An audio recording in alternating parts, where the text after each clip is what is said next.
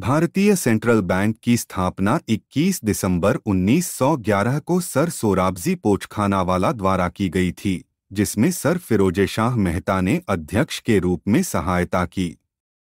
यह पहला वाणिज्यिक भारतीय बैंक था जो पूरी तरह से भारतीयों द्वारा स्वामित्व और प्रबंधित हो रहा था। सन 1918 में सेंट्रल बैंक ऑफ इंडिया ने हैदराबाद में एक शाखा स्थापित की। 1925 में निकटवर्ती सिकंदराबाद में भी एक शाखा खोली गई। 1923 में इसने अलायंस बैंक ऑफ शिमला के असफल होने के बाद टाटा इंडस्ट्रियल बैंक को अधिग्रहण किया। टाटा बैंक जो 1917 में स्थापित हुआ था, उसने 1920 में मद्रास में एक शाखा खोली थी जो central bank of India Madras बन गई। सेंट्रल बैंक ऑफ इंडिया ने पहले भारतीय exchange bank central exchange bank of India की स्थापना में मदद की, जो 1936 में लंदन में शुरू हुआ। हालांकि 1938 में बार्कलेज बैंक ने central exchange bank of India को अधिग्रहित कर लिया।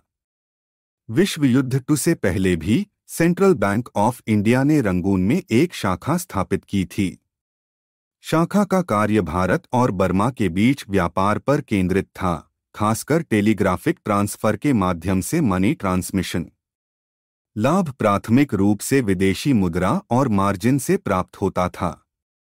बैंक ने भूमि, उत्पाद और अन्य संपत्ति के खिलाफ ऋण भी दिया, ज्यादातर भारतीय व्यापारों को। वर्ष 1963 में बर्मा की क्रांतिकारी सरकार ने भारतीय सेंट्रल बैंक के वहां के परिचालन को राष्ट्रीयकृत कर दिया, जो लोगों का बैंक नंबर 1 बन गया। 1969 में 19 जुलाई को भारतीय सरकार ने बैंक को 13 अन्य बैंकों के साथ राष्ट्रीयकृत किया। भारतीय सेंट्रल बैंक एक ऐसा बैंक था जो भारत में 1980 में क्रेडिट कार्ड जारी करने में पहला बैंक था, मास्टर कार्ड के साथ सहयोग में। अपने 108वें स्थापना दिवस पर सेंट्रल बैंक ऑफ इंडिया ने रोबोटिक बैंकिंग की पहली कदम को उठाया, जिसका नाम मेधा था। सीबीआई 2009 में पुनर्निर्माण किए जाने वाले भारत के 12 सार्वजनिक क्षेत्र के बैंकों में से एक है। 31 मार्च 2021 को बैंक के पास 4,608 शाखाएं, 3,644 एटीएम, 10 सैटेलाइट ऑफिस और एक एक्सटेंशन काउंटर हैं। अगर ये वीडियो पसंद आएगा तो लाइक, कमेंट और सब्सक्राइब करना ना भूले। धन्यवाद।